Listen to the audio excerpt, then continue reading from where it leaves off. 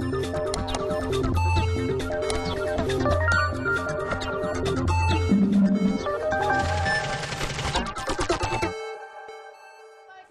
today's programme, we look at free resources to help with Key Stage 2 numeracy, we showcase a storytelling session in a reception class, and we've got more top tips.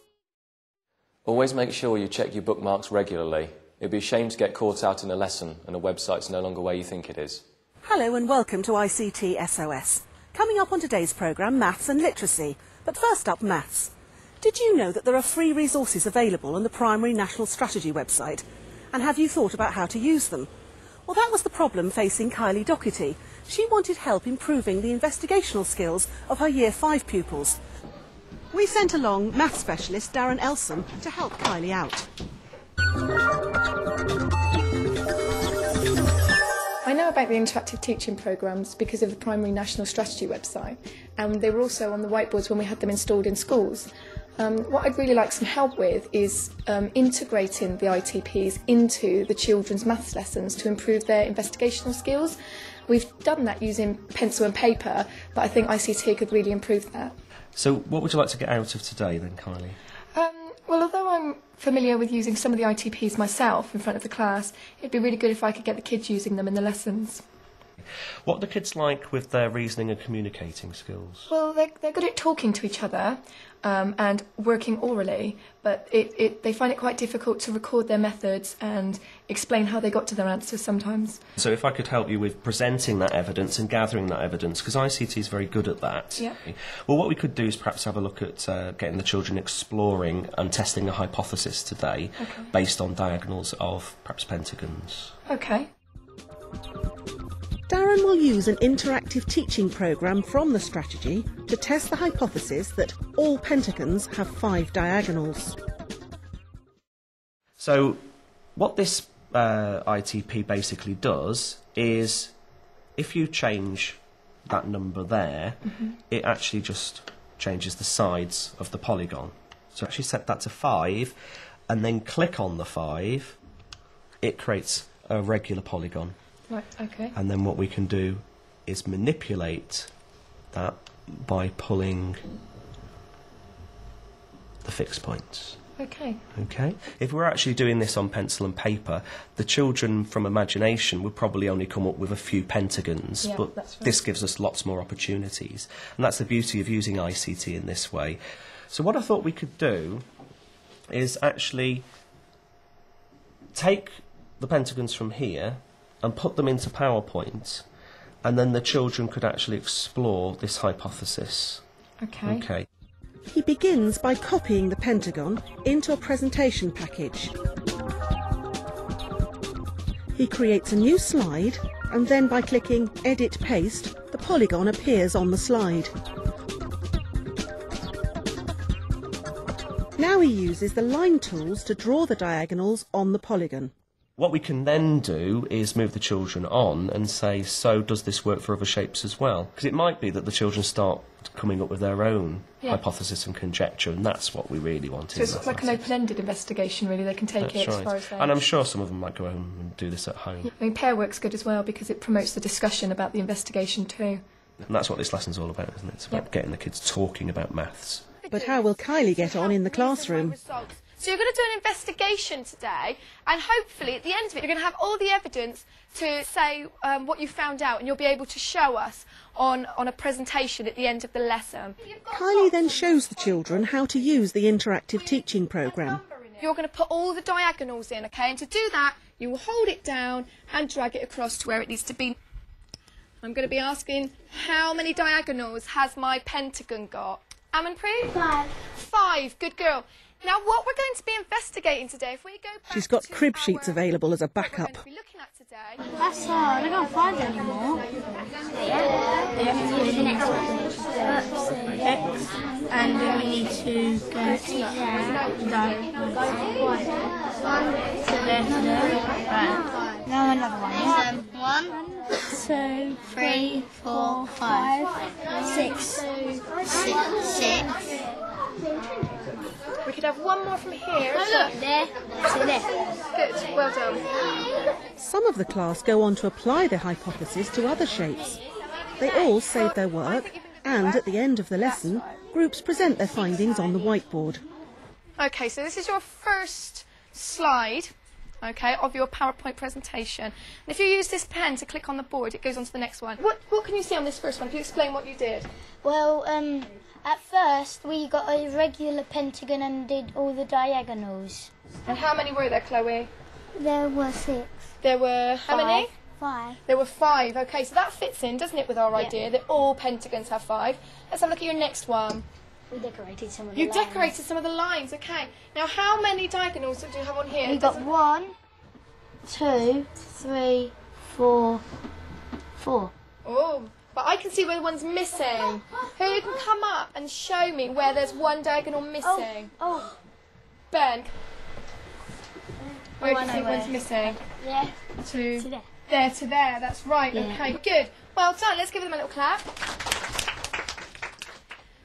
We've investigated about shape and we've collected evidence to prove our results. Was I right that all pentagons, just pentagons, have 5 diagonals? Tony? Yes. Yes, good. Can you give me a thumbs up if you think you really understood today's lesson? Okay, good. Well done. The ICT stopped this becoming a drawing activity. It allowed the children to get on and really test the hypothesis, and some of those pentagons that the children created using the ITP were quite complex. I was really pleased with the way that there was evidence at the end of the lesson. I really liked using PowerPoint because at the end of the lesson it was really good to pull the children's work up and show it on the whiteboard, and I think knowing that that was an option at the end of the lesson gave the children a real motivation to work hard. The resources from the Primary National Strategy, including the interactive teaching programmes and the Excel spreadsheets from the National Whiteboard Network, are free for teachers to use. They're available via the website, and also they're directly linked to the Primary National Strategy objectives. You can find out more about the free interactive teaching programmes or anything else you've seen in the programme by visiting the Teachers TV website. And now for some more top tips. I find it useful before I teach to open up all the files that I'm going to use on the interactive whiteboard or on the computer and just keep them minimised and ready for use. If you're trying to demonstrate a piece of software in the classroom, try right-clicking, because invariably if you're looking for an option that you can't find maybe at the top of the screen on one of the menus, if you right-click on the screen you will find a menu or options for something that you could be looking for.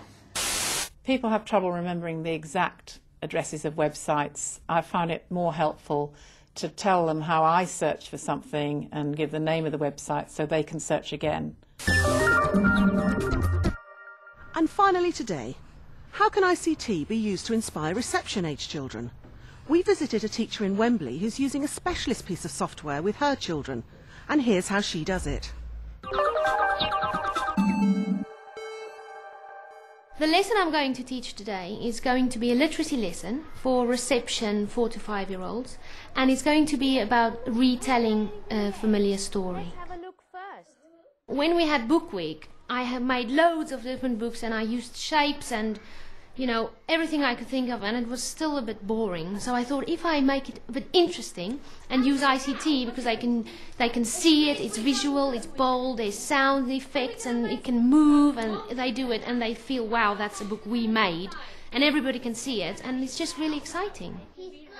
To begin the lesson, Christelle uses a whole class demonstration of the software. Big ears, let's make his ears green. Big floppy ears.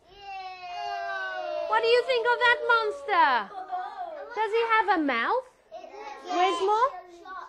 Sharp teeth. Let's make sharp teeth for him. Ooh, that looks scary, doesn't it? Then there's lots of different arrows. Can you see? And that shows us how the picture can move. How do we want our picture to move? Simone? Wobbly. Wobbly? You think there's something... This one we showed earlier. Like this? Okay. And we can also do something else. So who can tell me what this little speaker icon does, Hannah? Make sound. Well done. It makes different sounds. How do we want our monster to sound? Like scary. Like scary. We're going to make it sound spooky. Okay, did you hear it sound spooky? So then we can type by using the keyboard. We can type our sentence. Now put your hand up if you can spell the word my. Joshua. M-Y. M-Y. So M-Y. Where's Y? Now what do we need to remember? My. Now we're going to write a new word. Well done, Tia. Where's the space? The space bar. That's right. Now what we're going to do now is I'm going to choose some children to come and help me make a book about what our monster can do. So the first thing we're going to do is... For some of the children, this is their first taste of ICT, and so Christelle works with them in pairs until they're familiar with the software. We're going to be using the software called To Create a Story, to create and illustrate their own version of the story I've read. And the rest of the children are just going to be painting monsters, doing some writing about what they can do, and then just playing around with different things in the classroom. What's that? The body. There are a number of different software packages to help you do this. Details on the website. Oh, that looks scary. Hannah, can you start typing the title? Now you think, while she's busy, you have to think of what... It is possible for children to record their own voices, but Christelle has decided to focus initially on writing sentences to tell the story. Nathan and Hannah then get to experiment by adding different movements and sound effects to their drawings. Wowee. Well done. Now Hannah's go. Hannah, what are you going to draw? The children take it in turns to draw a monster and write a description of what it can do. The monster can fly. Nathan, let's switch again. What can your monster do? How do you write run? Okay, go on. Well done. The plenary brings the whole class back to the interactive whiteboard to share Hannah and Nathan's finished moving picture book.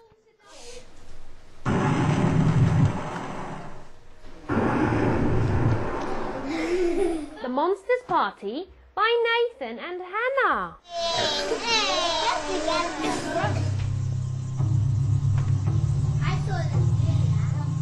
Nathan, what does this say? The monster can fly.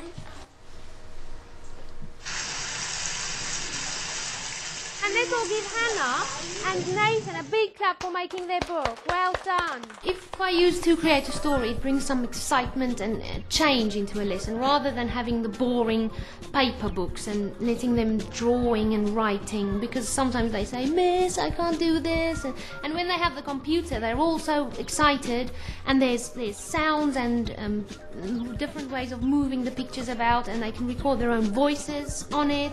And it just makes it their own work, and they love doing that. Well, that's about it for this programme, but before we go, here's a top tip from me. Don't forget to use the blind feature on your interactive whiteboard to help focus the children's attention. And you can find out information about anything you've seen on this programme, or indeed the series, by visiting the Teachers TV website. And I'll see you next time.